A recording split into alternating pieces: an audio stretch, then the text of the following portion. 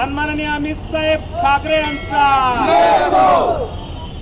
आमच्या मागण्या पूर्ण आमच्या मागण्या पूर्ण मेहरून परिसर स्वच्छ मेहरून परिसर स्वच्छ सुप्रीम कॉलनी परिसर स्वच्छ सुप्रीम कॉलनी परिसर स्वच्छ नितीन साहित्य नगर स्वच्छ नितीन साहित्य नगर स्वच्छ महाराष्ट्र नवनिर्माण सेनेचा सन्माननीय राजसाहेब ठाकरेंचा विषय असा आहे की 19 नंबर वार्डामध्ये स्वच्छता नाही किंवा पोलवरती पतदिवे वगैरे काहीच नाही आणि कुठल्याही प्रकारची स्वच्छता नाही।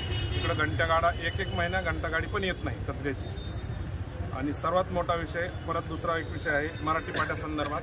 त्या संदर्भात आयुक्त मॅडमना आम्ही निवेदन दिलेलं आहे आणि एवढ्या दिवसापासून तिकडं रस्तेही बरोबर नाही, कुठल्याही प्रकारची महानगरपालिकेची सुविधा मिळत नाही।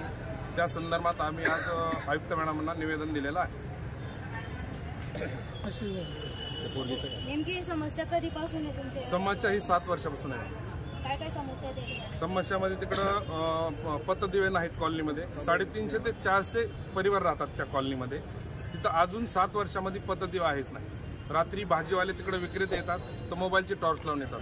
कुठल्याही महिलांना ही भाजी का घेतली आणि कशाबद्दल घेतली समजत नाही।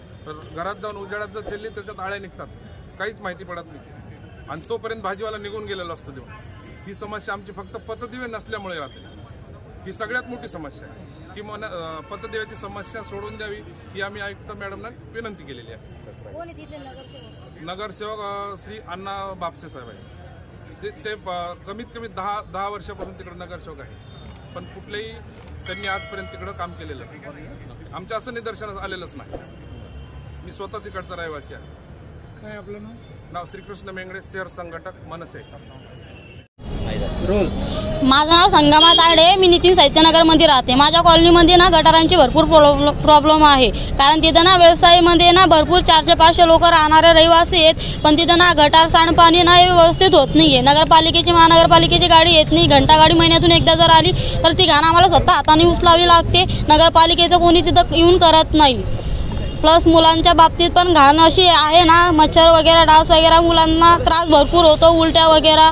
ते ना अशा गोष्टीमध्ये ना सरकारला एकच निवेदन आहे आम्हाला नगरपालिकेमध्ये येऊन की आमच्या कॉलनीची जी स्वच्छता आहे ना तुमच्यातर्फे व्यवस्थित करून द्या। नाही काही तर कोणी नाही आलं तर आम्हाला सांगायला आम्ही नगरपालिकेला लागतो कामाला। या संदर्भात तुम्ही तुमच्या वार्डातल्या नगरसेवकांना भेटू देता? हो। त्यांना या समस्या दिसल्या नाही का? त्यांना या समस्या तुम्ही सांगितल्या नाही का? ते काही सांगताच नाही ना। आम्ही दिवसभर कामाला राहतो, कॉलमच घेत नाही आणि घेतलेलं असल्यावर पण काही विषयच वाटत नाही ना, कारण सुधारणा काही आहेच नाही ना। पुन्हा आता अशा नगरसेवकाला तुम्ही निवडून देणार आहे? नाही।